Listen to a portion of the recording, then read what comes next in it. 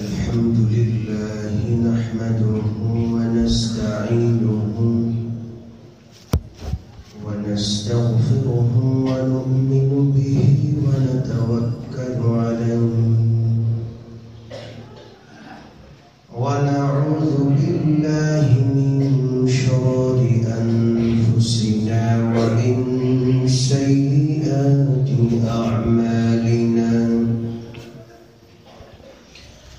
من يهده الله فلا مضل له ومن يضلله فلا هادي له ونشهد أن لا إله إلا الله ونشهد أن سيدنا ومولانا محمدا عبده ورسوله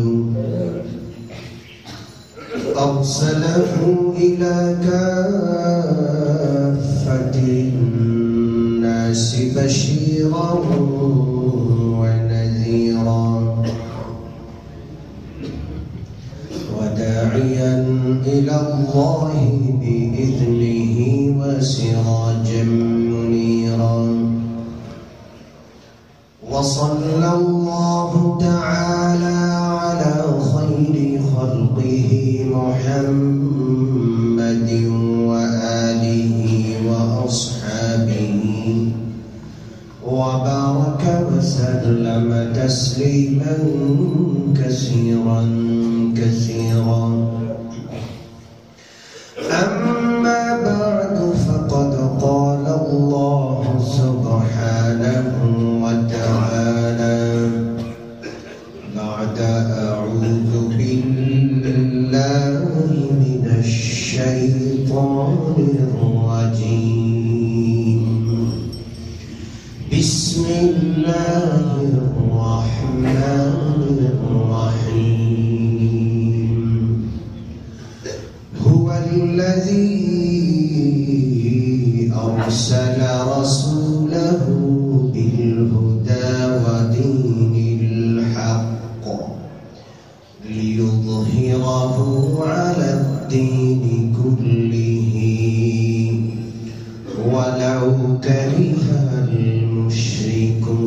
المشركون وقال تعالى لقد كان لكم في رسول الله أسوة حسنة لمن كان يرجو الله واليوم الآخر وذكر الله كثيرا وقال النبي صلى الله عليه وسلم آتي باب الجنة يوم القيامة فأستفتح فيقول الخازن من أنت قلت محمد فيقول بك أمرت ألا أفتح لأحد قبلك وقال عليه الصلاة والسلام كل أمتي يدخلون الجنة إلا من أبى قيل ومن يأبى يا رسول الله قال من أطاعني دخل الجنة ومن عصاني فقد أبى أو كما قال عليه الصلاة والسلام درود اللهم صل على محمد وعلى آل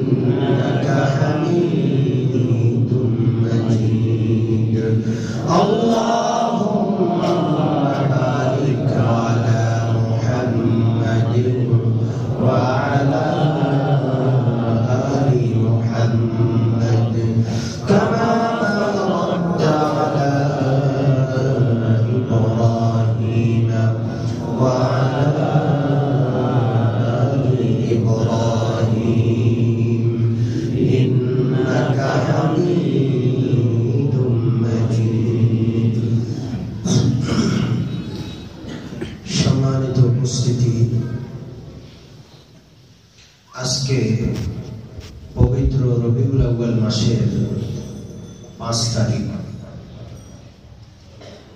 যেহেতু রবিউল আউয়াল মাস এসেই গেছে, অতএব আমাদের ধারাবাহিক নির্ধারিত আলোচনাটা আরেকটু সময়ের জন্য মওকুফ করে, স্থগিত করে, প্রিয় নবীর আদর্শ সম্পর্কে, পবিত্র রবিউল আউয়াল মাসে প্রিয় নবীর আগমন ঘটেছিল,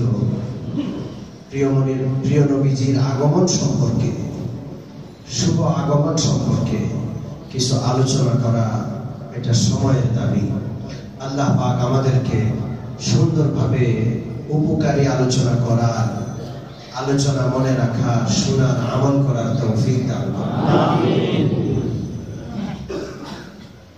পবিত্র রবিউল আউয়াল মাস আসলে সারা বিশ্বে মুহাম্মদুর রাসূলুল্লাহ সাল্লাল্লাহু আলাইহি ওয়াসাল্লামের পাগল উম্মত তার মহব্বতে আরো বেশি পাগল পারা হয়ে ওঠেন।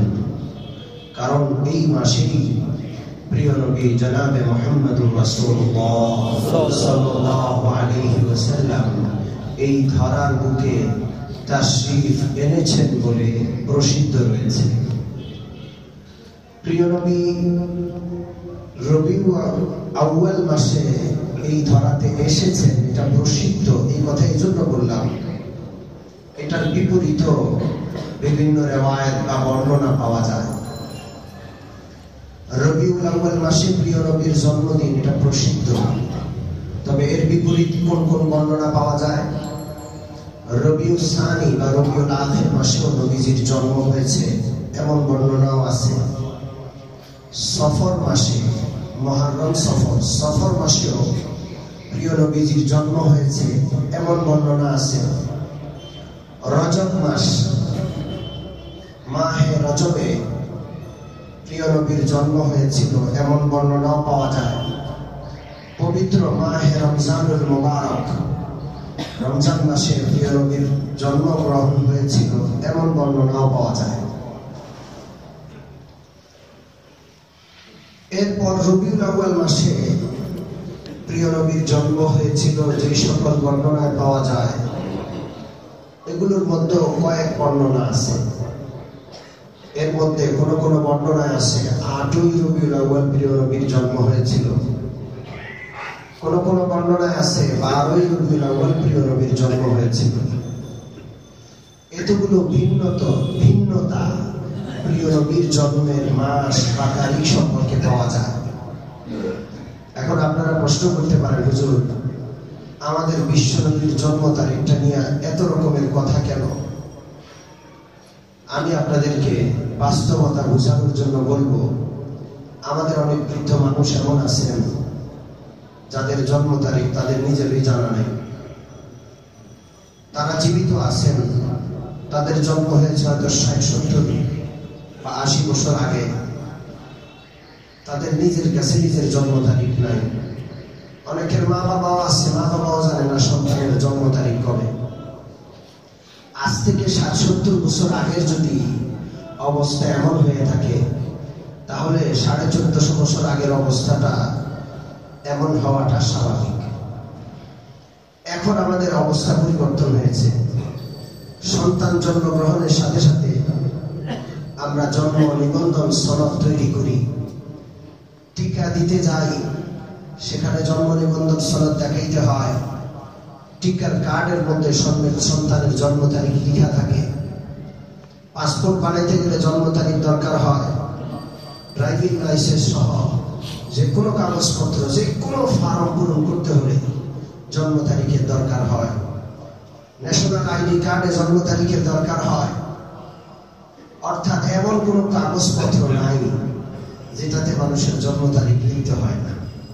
এই জন্য আমাদের জন্ম তারিখ আমাদের জানা আছে, কিন্তু এই অবস্থা হওয়ার আগে আমাদের যারা জন্মগ্রহণ করেছেন ওনাদের অনেকেরই জন্ম তারিখ ওনাদের জানা নাই। ব্যাপারটা ঠিক এমনটাই প্রিয় নবী মুহাম্মদুর রাসূলুল্লাহ সাল্লাল্লাহু আলাইহি ওয়াসাল্লামের জন্মগ্রহণের ব্যাপারে। প্রিয় নবীর জন্মগ্রহণের তারিখটা বা মাসটা এই জন্য সমস্যা বা ভিন্নতা দেখা দিল। যাই হোক, বিশ্বনবী মুহাম্মদুর রাসূলুল্লাহ সাল্লাল্লাহু আলাইহি ওয়াসাল্লাম এই ধরার বুকে আগমন করে এই ধরাকে ধন্য করেছেন। আমরা তার নগণ্য উম্মত, আমরাও ধন্য হয়েছি আলহামদুলিল্লাহ। মানব দানব নির্বিশেষে সমস্ত সৃষ্টি বিশ্বনবীর আগমনে ধন্য হয়েছে আলহামদুলিল্লাহ। প্রিয় নবীর আগমন 12 রবিউল আউয়াল হয়েছে কিনা এই ব্যাপারে রওয়ায়াতের মধ্যে ভিন্নতা থাকলেও বিশ্বনবীর বিদায়, বিশ্বনবীর ইন্তেকাল 12 রবিউল আউয়ালে হয়েছিল এই ব্যাপারে কোনো ভিন্নতা নাই, কোনো মতবিরোধ নাই। সারা পৃথিবীর সমস্ত ইতিহাসিক, সমস্ত সিরাতবিদ প্রিয় নবীর ইন্তেকালের তারিখ 12 রবিউল আউয়াল এই ব্যাপারে একমত।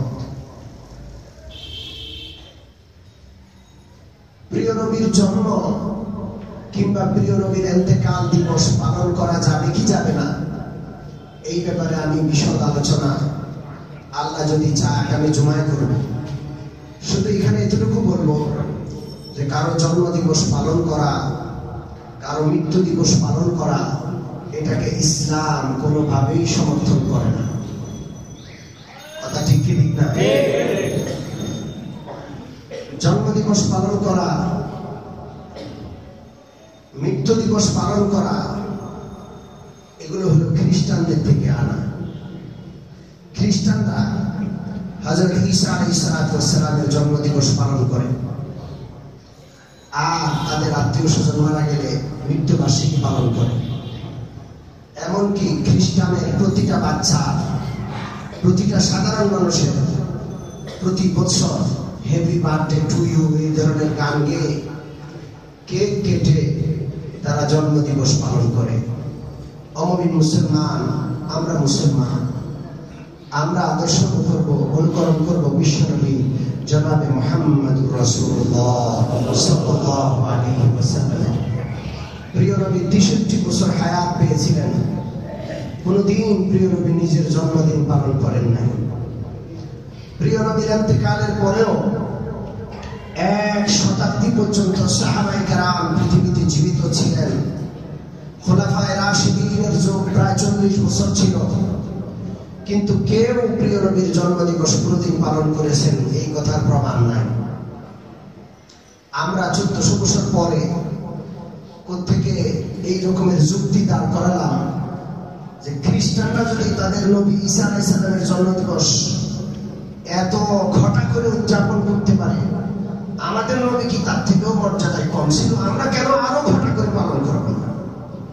এই রকমের যুক্তি দাঁড় করায়া বিশ্বনবীর জন্ম দিবস 1400 বছর পরে পালন করার একটা সংস্কৃতি দাঁড় করানো, আর যাই হোক, এটা ইসলামের অন্তর্ভুক্ত কোনো জিনিস নয়। ঠিক ঠিক না? এই জন্য এই শুক্রবার একটু বলেই দিলাম, আগামী শুক্রবারে 12 রবিউল আউয়াল আসবে। সারা দেশে বিশাল বিশাল মিছিল বের হবে, নবী প্রেমের বিভিন্ন রকমের নজির স্থাপন করার চেষ্টা করবে। মিছিলের ছুটে ঢাকা শহরে চলা যাবে না, হাঁটা যাবে না। বাংলাদেশের বিভাগীয় শহর, জেলা শহর, থানা শহরগুলোতে বিশাল বিশাল র্যালি হবে বিশ্বনবীর আগমন উপলক্ষে। অমমিন মুসলমান এই সমস্ত র্যালি করতে গিয়া র্যালিতে অংশগ্রহণকারী মুসলমানরা ওয়াক্তের পর ওয়াক্ত নামাজ কাজা করে দেয়। ঠিক কি ঠিক না? আল্লাহ আমাদেরকে এই সমস্ত কুপ্রথা থেকে, এই সমস্ত অপসংস্কৃতি থেকে হেফাজত করেন। আমিন।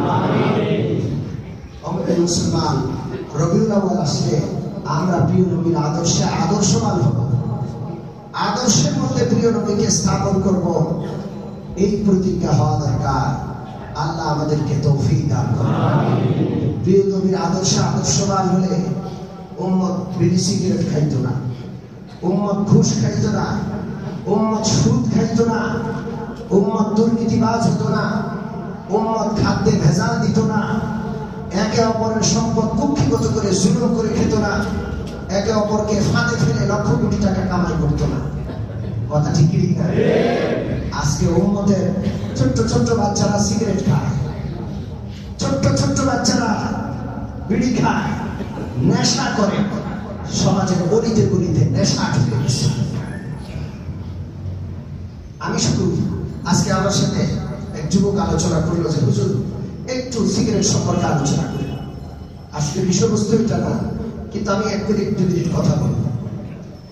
আল্লাহ পাকের নবীর একজন আশিক, নবীজিকে খুব ভালোবাসেন, সবসময় দরুদ শরীফের আমল করেন, কিন্তু আল্লাহর কাছে দোয়া করেন, আল্লাহ বিশ্ব নবীকে তো দেখা নসিবে জুটল না, একটা বার অন্তত স্বপ্নে জিয়ারত করায় দিন। আমিন বলেন।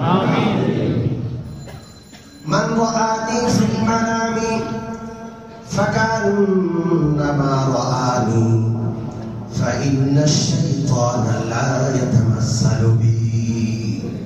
বিশ্বনবী বলেন, আমার কোন উম্মতি যদি আমাকে স্বপ্নে দেখে, আমি নবী সাক্ষী দিলাম সে যেন আমি নবীকে সরাসরি দুই চোখে দেখলো। সুবহানাল্লাহ। বিশ্বনবীকে স্বপ্নে দেখলে একেবারে হুবহু দেখার মতোই দেখলো, কারণ বিশ্বনবী বলেন ফাইন্নাশ শাইতানা লা ইয়াতামাসসালু বি। পৃথিবীর কোন শয়তান আমি বিশ্বনবীর সুরত ধারণ করে স্বপ্নে আসার ক্ষমতা নাই। স্বপ্নে যদি বিশ্বনবীকে দেখে, নিশ্চয়ই কাকে দেখেছে? বিশ্বনবীকে দেখে। ওই আল্লাহর বান্দা হাজার হাজার বার দরুদ শরীফের আমল করার পর এক রাতে বিশ্বনবীকে স্বপ্নে দেখলেন। প্রিয় নবী কবর মোবারকে শুয়ে আছেন, বড় বিষণ্ণ অবস্থায়, চেহারা মোবারকে পেরেশানির চিহ্ন, প্রিয় নবীর চোখ মোবারকে পানি। বিশ্ব নবীকে দেখে জিজ্ঞাসা করলেন, ও আল্লাহর নবী, আপনি এত পেরেশান কেন? আপনি এত অস্থির কেন? বিশ্ব নবী আঙ্গুল দিয়ে দেখাইলেন, দেখো এই দিকে তাকাইয়া দেখো, আমার উম্মতের আমল প্রতি সপ্তাহে 2 দিন আমি নবীর কাছে পেশ করা হয়। বিশ্ব নবী আঙ্গুল দিয়ে ইশারা করলে লোকটা ওই দিকে তাকায় দেখে প্রিয় নবীর কবর মোবারকের মধ্যে লক্ষ লক্ষ সিগারেট এবং বিড়ির পরিত্যক্ত অংশ পড়ে আছে। মানুষ সিগারেট খেয়ে, বিড়ি খেয়ে পরিত্যক্ত অংশ হিসাবে যেটাকে ফেলে দেয়, ওই পরিত্যক্ত অংশটা বিশ্বনবীর কবরে পড়ে আছে। কবরের মধ্যে দুর্গন্ধ আসছে, বিশ্বনবী বড় কষ্ট পাচ্ছেন আর বলছেন, আমার উম্মতের আমল আমার দরবারে প্রতি বৃহস্পতি এবং সোমবার সপ্তাহে 2 দিন পেশ করা হয়। দেখো আমার উম্মতের আমল, আমি কিভাবে সুখে থাকতে পারি, আমি কিভাবে শান্তিতে থাকতে পারি।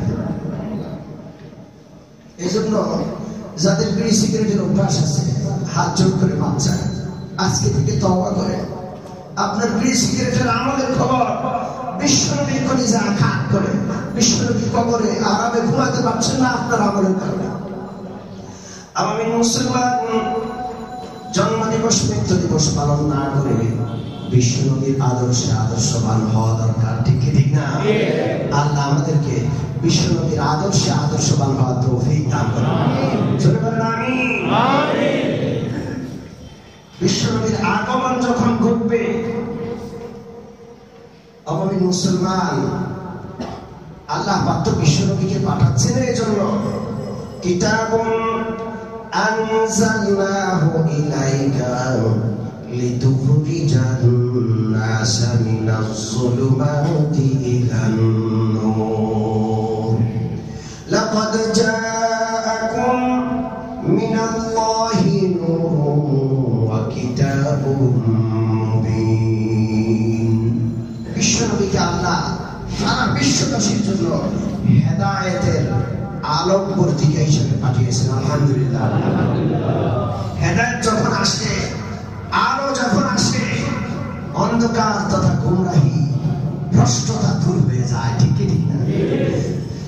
জাআল হাক্কু ওয়া যাহাকাল বাতিলু ইন্নাল বাতিলা কানা যাহুকা।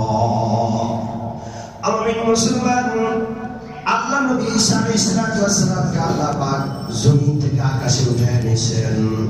দীর্ঘ 570 বছর হয়ে গেছে। 570 বছরে আল্লাহ রাব্বুল আলামিন কোন নবী দুনিয়াতে পাঠান নাই। আগে এমন সময় ছিল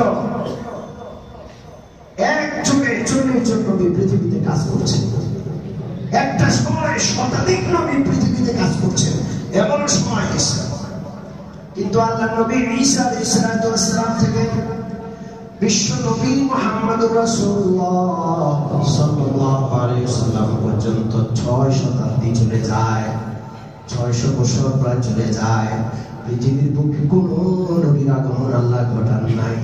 সারা পৃথিবী পিপাসার্ত, তৃষ্ণার্ত, পাগল হয়ে আছে একজন হেদায়েতকারী যেন পৃথিবীতে আসে।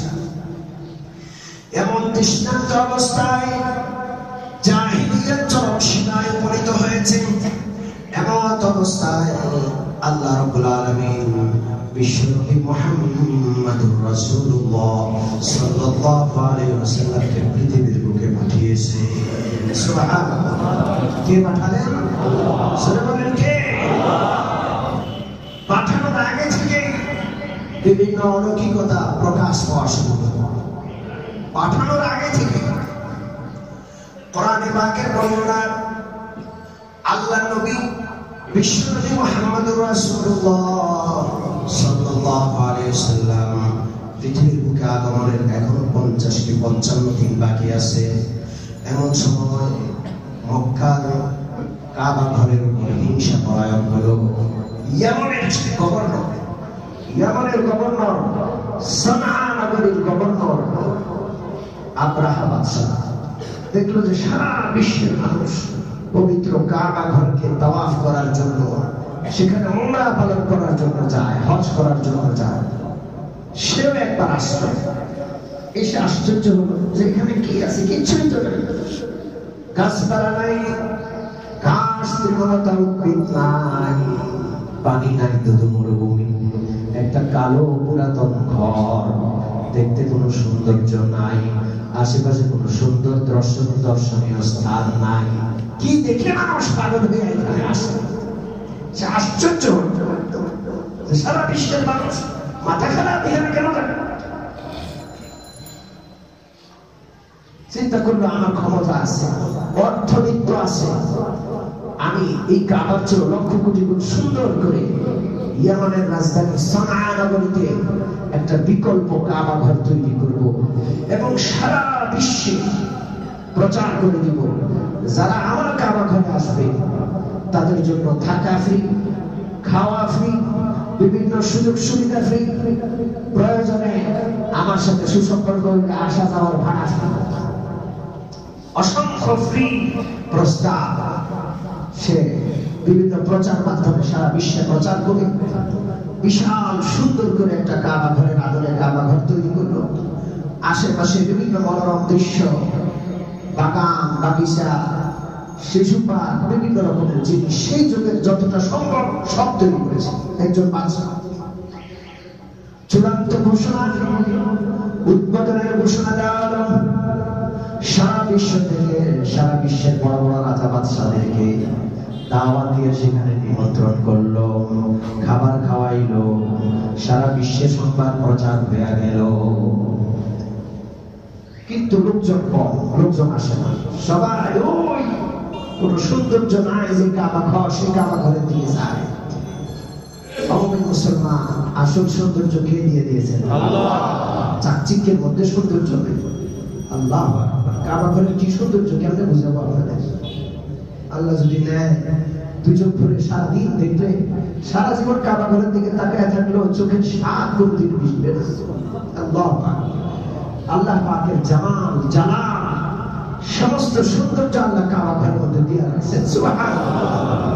এখনো যে কাবা ঘর আছে, আমাদের মুসলমান 1000 বছর আগের কাবা ঘর, হাজ্জাজ বিন ইউসুফ প্রথম শতাব্দীতে বানাইছিল যে কাবা ঘর, সেই কাবা ঘর এখনো আছে। কোন সময় সামান্য ক্ষতিগ্রস্ত হয়েছিল, বড় বড় রাজা বাদশারা মেরামত করেছে, কিন্তু মূল ভিত্তি 1400 বছর আগে, সেই 1400 বছর আগে পাথরের তৈরি একটা কাবা ঘর, কোন সৌন্দর্য নাই, মানুষ বসে তাকায় থাকে, আর যারা তাকায় থাকবে ওদের প্রতি 20টা রহমত আল্লাহ নাযিল করেন। সুবহানাল্লাহ। কাবা ঘরে যারা মেহমান হিসেবে যাবেন, হজ আর উমরা পালন করতে যাবে, কিতাবে আছে নফল নামাজ না পড়ে কাবা ঘরের দিকে তাকায়া থাকলে বেশি সওয়াব। শুধু কাবা ঘরের দিকে তাকায়া থাকলে বেশি সওয়াব। যাই হোক, আব্রাহা বাদশাহ বিকল্প কাবা ঘর তৈরি করলো, সারা বিশ্ববাসীকে আহ্বান জানালো, কিন্তু সাড়া পাইল না। এক সময় মক্কা বনি কেনানা গোত্রের কিছু লোক সেখানে যায়, ব্যবসার উদ্দেশ্যে যায়। চিন্তা করলো যে বিকল্প কাবা তৈরি করছে, একটু দেখে আসি। দেখে সর্বনাশ, এত সুন্দর করে বানাইছে। তো এক লোক রাতের বেলায় যখন দেখতে গেছে, সেখানে গেছে তার পায়খানা ধরছে। আল্লাহর কি কুদরত, এমন চাপ দিল, হেগে মেগে বাদশার কাবা ঘর অপবিত্র করে দিয়ে আসছে। একেবারে পায়খানা দিয়া পাতলা পায়খানা হয়েছে, পুরা কাবা ঘর পাতলা পায়খানায় ভরে গেছে। একমত কার? ও চিন্তা করলো সর্বনাশ, আমার বাইরে তো মাইরে ফেলবে। সে তাড়াতাড়ি করে পায়খানা পরিষ্কারের চিন্তা না করে পালানোর চিন্তা করলো। সে যে ভাগলো, শুধু কাবা ঘর নয়, সে কৃত্রিম কাবা ঘরের আশেপাশের এলাকা পায়খানা আর পায়খানায় ভরে গেছে। সকালবেলায় বাদশাহ আব্রাহার পাহারাদাররা তাকে জানাইলো, মক্কার কিছু লোক এখানে এসে পায়খানা করে এটা নষ্ট করে দিয়া পালাইছে। বাদশার মাথা খারাপ হয়ে গেছে, সর্বনাশ, এত বড় অপমান, এমন প্রতিশোধ আমি নিব সারা বিশ্বের ইতিহাসে, যেটা লিপিবদ্ধ হয়ে যাবে, মানুষ শিখবে, শিক্ষণীয় হয়ে যাবে। কোন কোন বর্ণনা আছে, মক্কার কোন গোত্রের লোকেরা পাশে গিয়া রান্না বান্নার জন্য চুলা জ্বালাইলো। সে চুলা থেকে আগুন বাতাসে উড়াই নিয়া বাদশাহ আব্রাহা কৃত্রিম কাবা ঘরের উপর ফেললো। এই পুরানো আগুনের জ্বলনে সারা কাবা ঘর তার জ্বলে পুড়ে ছাই হয়ে যায়। সে তখন শপথ করলো যে আমি মক্কার কাবা ঘর ধ্বংস করা ছাড়া দম নিব না, আমি এটা ধ্বংস করেই ছাড়ব। কিতাবে রাখেন হাজার হাজার বাহিনী, হাজার হাজার সেনাবাহিনী দিয়া, শত শত হস্তি বাহিনী নিয়া সে পবিত্র কাবা ঘর আক্রমণ করার জন্য ইয়েমেন থেকে রওনা করেছে। পথে পথে যত বড় বড় গোত্র ছিল, সমস্ত বড় বড় গোত্র আব্রাহা বাদশার মোকাবেলা করে আব্রাহা বাদশার হস্তি বাহিনীর সামনে পরাজিত হয়, কেউ জিততে পারে না। আব্রাহা বাদশাহ সারা আরব রাষ্ট্র সফর করে ওয়াদি মুহাসসার চলে আসছে। মিনার কাছাকাছি, মক্কা শরীফ 3-4 কিলোমিটার আসছে। এখানে সে তাবু গাড়লো, এখানে সে একটু অপেক্ষা করলো। সে দেখছে যে কাবা ঘরের প্রতিবেশী যারা আছে, যারা এখানে থাকে, হারামের অধিবাসী, এরা যুদ্ধে আসে না। আরবি মুসলমান বাদশাহ আব্রাহা ওয়াদি মুহাসসারে নিজের তাবু কাটানোর পর আশেপাশে যত উট বকরি ছাগল পেয়েছে, মক্কাবাসীর সমস্ত উট বকরি ছাগলগুলো সে দখল করে নিয়েছে। আব্দুল মুত্তালিব বিশ্বনবীর দাদা, তিনি ছিলেন তখন কাবা ঘরের মুতাওয়াল্লি, পবিত্র কাবা তথা মক্কা শরীফের সর্বপ্রধান নেতা। সমস্ত কাবার লোকদেরকে, মক্কা শরীফের লোকদেরকে তিনি ডাকলেন, কাবা ঘরকে সামনে নিয়ে তিনি বললেন, এই পর্যন্ত যত গোত্র আব্রাহা বাদশার সাথে মোকাবেলা করেছে, কেউ আব্রাহা বাদশার হস্তি বাহিনীর সামনে দাঁড়াইতে পারে না। হস্তি বাহিনী দিয়ে সকলকে নাস্তানাবুদ করে দিয়েছে, আমরাও পারবো না, শুধু শুধু মোকাবেলা গিয়ে লাভ নেই। এক কাজ করো, সবাই মিলে কাবা ঘর ছেড়ে, মক্কা শরীফের আবাদি ছেড়ে আমরা সবাই পাহাড়ে চলে যাই। সবাই বললো, এটা কেমন কথা, আমরা পালায় চলে যাবো? জানতে আনি আমরা চিন্তা থাকতে আমাদের দুই চোখে আমরা কাবা ঘরের অপমান সহ্য করতে পারবো না, মরে যাই আমরা।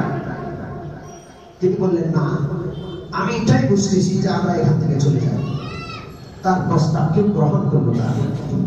এমন সময় সংবাদ আসলো যে উট, ভেড়া, দুম্বা, ছাগল সব আব্রাহা বাদশাহ নিয়ে গেছে। আব্দুল মুত্তালিব তার 200 উট ছিল। তিনি এই 200 উটের জন্য আব্রাহা বাদশার কাছে গেলেন।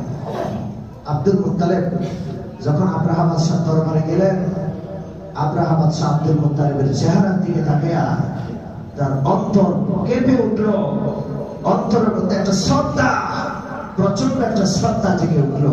জানাইলেন কে? নবুয়তি মুখ তখন আব্দুল মুত্তালিবের চেহারা।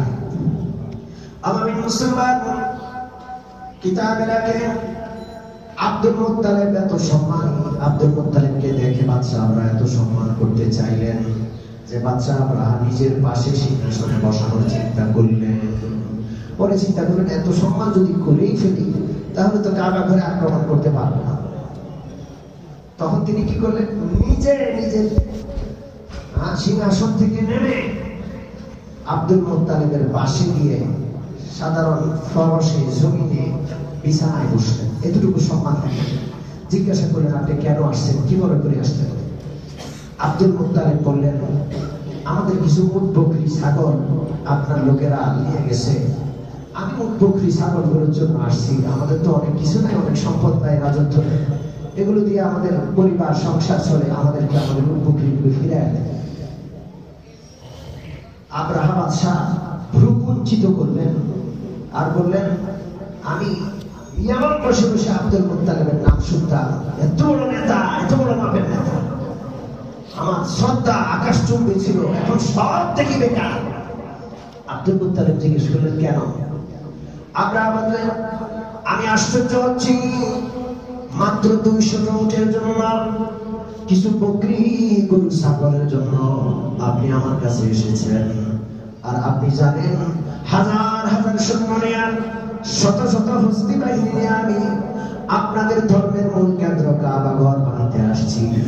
আপনি আমার সাথে কাবা ঘর সম্পর্কে একটা কথাও বললেন না। এটা কেমন হলো? সামান্য বকরি নিয়ে আপনি আমার সাথে কথা বলতে আসছেন, আর এত বিশাল আক্রমণ করার জন্য আমি সেনাবাহিনী নিয়ে আসছি, ওই সম্পর্কে একটা কথাও বললেন না। আব্দুল মুত্তালিব আব্রাহা বাদশার দিকে তাকাইলেন, চোখ ছলছল, চোখ থেকে ঝরে ঝরে পানি পড়ে, আর বলে আব্দুল মুত্তালিব আনা রব্বুল ইবিল ওয়ালিল বাইতি রব্বুন সায়ামনাউহু। রে আব্রাহা, আমি সামান্য মালিক হলাম এই কয়েকটা মুখ গরু ছাগল বকরির, আমি মালিক হিসাবে আমার মালিকানা বুঝে নেওয়ার জন্য আমি আসছি। খোদার কসম, যে বাইতুল্লাহ আক্রমণ করতে তুমি যাচ্ছ ওই বাইতুল্লাহর মালিক কিন্তু আমি না, ওই বাইতুল্লাহর একজন মালিক আছে। ওই বাইতুল্লাহর মালিক কে? অভাবী মুসলমান, আজকের ইউরোপ আমেরিকা ইসলাম বিদ্বেষী শক্তি কাবা ঘরকে ধ্বংস করার স্বপ্ন দেখছে, ঠিক কি ঠিক না? গত 2 বছর আগে একটা গোপন সংবাদ প্রচার পেয়ে গেছে উইকিলিক্স এর মাধ্যমে। সে গোপন সংবাদটা হলো আমেরিকার যে সামরিক প্রতিষ্ঠানগুলো আছে, সামরিক স্কুল আছে, সামরিক কলেজ আছে, ওগুলোতে যে সমস্ত বাচ্চাদের পড়ানো হয় তাদেরকে চরম মুসলিম বিদ্বেষী হিসাবে গড়ে তোলা হচ্ছে। তাদেরকে স্বপ্ন দেখানো হচ্ছে, বইয়ে পড়ানো হচ্ছে যে আমাদের চরম লক্ষ্য, পরম লক্ষ্য হইল মুসলমানদের কাবা ঘরকে নিশ্চিহ্ন করে দেওয়া। নাউজুবিল্লাহ। এবং সেখানে বিভিন্ন কার্টুন তৈরি করেছে, মুসলমানদেরকে মারা হচ্ছে সেই কার্টুনে, এরা হলো ভিলেন। মুসলমানদের কাবা ঘরকে কার্টুনের মাধ্যমে ধ্বংস করে দেওয়া হচ্ছে গোলা বারুদ দিয়ে। ছোট ছোট বাচ্চাদের মনে মুসলমান বিদ্বেষী, মুসলমান বিদ্বেষ, ইসলাম বিদ্বেষ এবং কাবা ঘরকে ধ্বংস করার স্বপ্ন ঢুকানো হচ্ছে। আমি তাদেরকে বলতে চাই, আব্রাহা বাদশার পরিণতি তোমরা স্মরণ করো, ঠিক কি ঠিক না?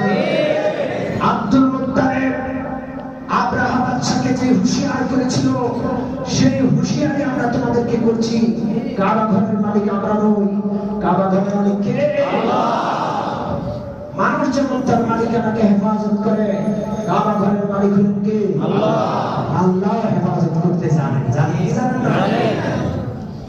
আমি মুসলমান, আব্দুল মুত্তালিবের মুখে এমন ছোট্ট একটা কথা যেটা অনেক ওজনী, অনেক ভারী, অনেক অর্থবহ, এই কথাটা শুনে আব্রাহা বাদশার চেহারা রং বিবর্ণ হয়ে যায়, গ্রামে গায়ে কাঁপন ধরে, আর কোনো কথা বলতে পারে না।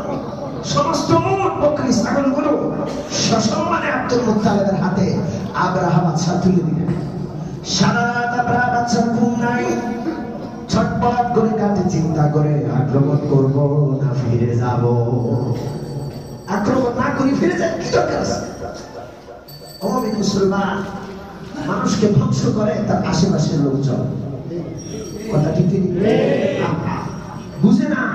যারা যখন ক্ষমতায় থাকে তখন আশেপাশের লোকজন তাদেরকে আল্লাহর চেয়ে বড় উপর স্থানে পৌঁছাইয়া ওদেরকে অপ্রতিরোধ করে তোলে। ঠিক না? বুঝে না যে আমার এই কাজগুলো করা উচিত হচ্ছে না, এই সিদ্ধান্তগুলো আমার সঠিক হচ্ছে না। আমার মুসলমান আল্লাহ নবী মুসা আলাইহিস সালাম ফেরাউনকে দাওয়াত দিলেন, ফেরাউন তুমি কি চাও? রাজত্ব চাও, হায়াত চাও, সুস্থতা চাও? আমি মুসা আলাইহিস সালাম আল্লাহর কাছে দোয়া করে তোমার জন্য 3-4টা গ্যারান্টি এনে দেব, তুমি শুধু কালমা পড়ো, কালমা পড়ে মুসলমান হয়ে যাও। ফেরাউনকে মুসা আলাইহিস সালাম আল্লাহর পক্ষ থেকে গ্যারান্টি শোনালেন। কি গ্যারান্টি? 1 নম্বর, কিয়ামত পর্যন্ত আল্লাহ তোমাকে হায়াত দেবে। 2 নম্বর, কিয়ামত পর্যন্ত সুস্থতা দিবেন। 3 নম্বর, কিয়ামত পর্যন্ত যৌবন দিবেন। 4 নম্বর, কিয়ামত পর্যন্ত বাদশাহী দিবেন। যদি শুধু একটু মুসা আলাইহিস সালামের কালমা পড়ে তুমি মুসলমান হয়ে যাও। ফেরাউন বরাবর রাজি, অসুবিধা কি? আমি যা চাই সবই তো পাচ্ছি, একটা কালমা পড়তে হবে। আমি মুসলমান শেষে ফেরাউন চিন্তা করলো আমার সবচেয়ে কাছের লোক হামান, হামানের সাথে একটু পরামর্শ করি। হামানকে যখন পরামর্শের জন্য ডাকলো, কিতাবে লেখে হামান তরবারি বের করে ফেরাউনের হাতে দেয়। আপনি সিদ্ধান্ত নেওয়ার আগে তরবারি দিয়ে আমার মাথাটা আলোক করে দেন। আপনি এতদিন খোদা ছিলেন, আজকে খোদার আসন থেকে একটা কালমা পড়ে আপনি খোদার আসন থেকে নেমে বান্দা হয়ে যাবেন। আপনি অপমান সহ্য করতে পারলে করেন, আমি হামান কোনোভাবে সহ্য করতে পারবো না।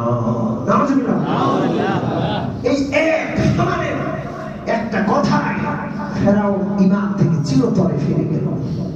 আমি মুসলমান ফেরাউন হয়ে গেল। ঠিক তখন আব্রাহা বাদশা সারা ছটফট করে বিছানায় কাটায়, কাবা ঘরের উপর আক্রমণ করবো কি করবো না। কিন্তু আব্রাহা বাদশার আশেপাশের লোকেরা বলে সারা বিশ্ব আলোড়িত করে, সারা বিশ্বের সমস্ত সমরশক্তি, অত্যাধুনিক সমরশক্তি নিয়ে আপনি সশরীরে সেনাপতির দায়িত্ব পালন করে দুরাইশা যদি ফিরে যান, সারা বিশ্ববাসী আপনাকে কাপুরুষ বলবে, সারা বিশ্ববাসী আপনার বদনাম করবে, ইতিহাসে আপনার নাম কালো অধ্যায়ে লিপিবদ্ধ হবে। এই জন্য আক্রমণ আপনাকে করতেই হবে। অভাবী মুসলমান, আজকের সময় শেষ হয়ে গেল। আল্লাহ পাক যদি তৌফিক দেন, বিশ্বনবীর আগমন সম্পর্কে আলোচনা আগামী জুমায় করা হবে। আল্লাহ পাক আমাদের সকলকে ইসলামের সকল বিধিবিধান পালন করা, ইসলামের বিপক্ষে অবস্থান নেওয়া থেকে হেফাজতে থাকার তৌফিক দান। আমিন ওয়া আখিরু দাওয়ানা আলহামদুলিল্লাহি রাব্বিল আলামিন। সাল্লাল্লাহু তাআলা